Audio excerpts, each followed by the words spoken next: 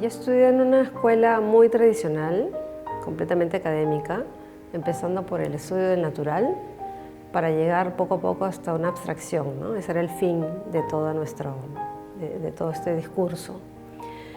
Cuando llegué a la abstracción, de repente me di cuenta que me faltaban herramientas para abstraer y regreso al estudio del natural y empiezo a crear estas pinturas que hago a partir de imágenes de obras de arte que encuentro en revistas y catálogos y que podrían ser parte de este museo si es que existiera el museo y si es que existieran esas obras originales en Lima. ¿Empiezas a incluir ahí al espectador en ese momento?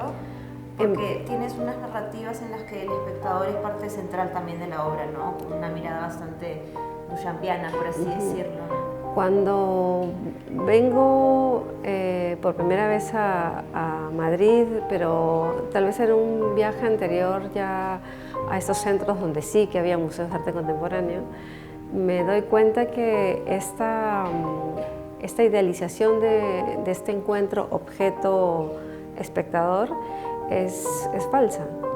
Entre el objeto y yo como espectador siempre hay más espectadores alrededor.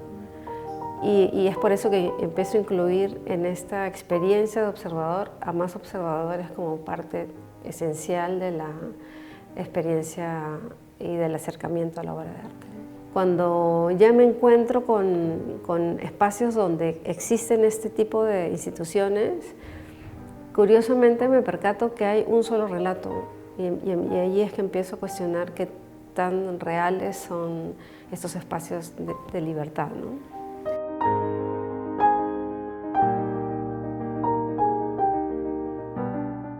¿Y en qué momento empiezas ya a incluir temas de la colonia y la colonización y el mundo prehispánico en tu obra?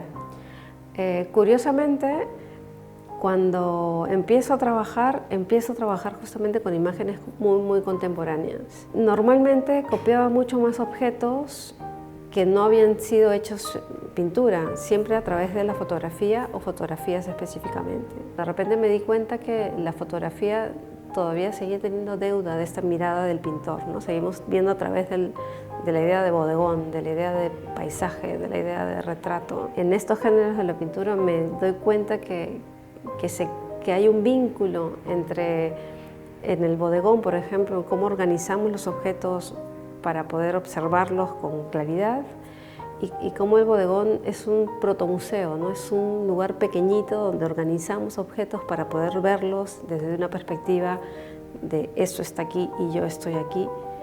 Y así es como de repente me meto en cómo se musealiza el pasado y cómo se musealiza no solamente nuestro pasado occidental, que tal vez tiene que ver con esa narrativa, sino también otros pasados que tal vez no son tan pasados para otras culturas, ¿no?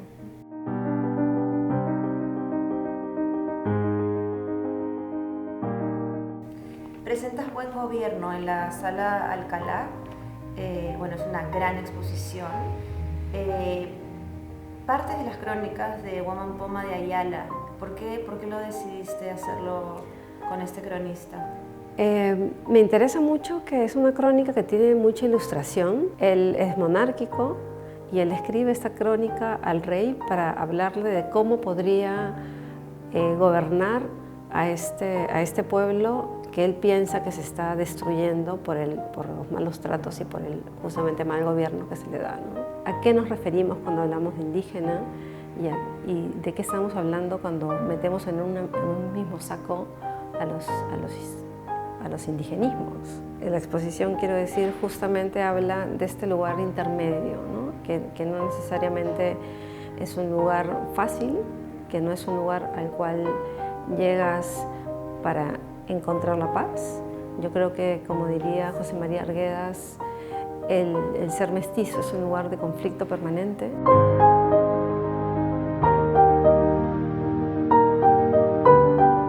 Hay ciertos aspectos de ciertas culturas que no son traducibles.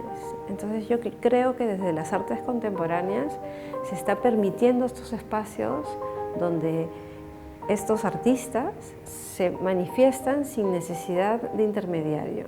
el expolio de alguna manera se ha naturalizado por los museos, porque mi derecho a conocer la historia del otro hace que el expolio sea agradecido de alguna manera, ¿no? Porque si no se hubiera expoliado no hubiera llegado hasta mí. Entonces, yo no sé hasta qué punto se puede devolver todo, porque a veces no hay a quién devolver, pero yo creo que lo que sí se puede hacer es alargar la cartela de descripción de las obras y contar más de la historia de esas piezas, ¿no?